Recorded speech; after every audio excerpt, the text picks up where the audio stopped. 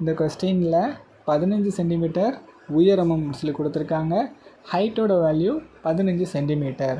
16 centimetre விட்டம், அதாவது diameter கொடுத்துருக்காங்க 16 சென்டிமீட்டர்.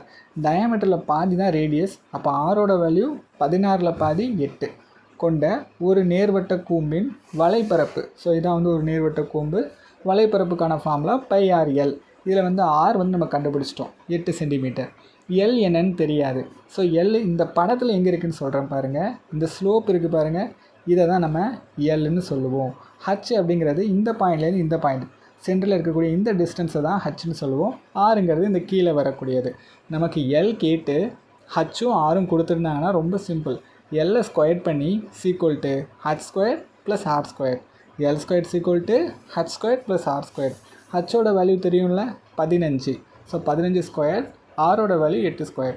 இப்போ 15 நீங்கள் ஸ்கொயர் பண்ணால் 225ன்னு வரும். 8 ஸ்கொயர் பண்ணால் 64. ஸோ இது ரெண்டையும் கூட்டினா எனக்கு 289ன்னு வரும். ஸோ இது என்னது? எல் ஸ்கொயரோட வேல்யூ 289. அப்போ எல்லோட வேல்யூ என்ன? 17. நான் 17 2 தடவை பெருக்குனா 289 வரும். எனக்கு எல்லோட வேல்யூ கிடச்சிருச்சா? ஸோ ஆரை சப்ஸ்டியூட் பண்ணிட்டேன். எல்லுக்கு பதிலாக 17. இது ரெண்டையும் பெருக்குனா 136 பை. இதுதான் ஆன்சர்.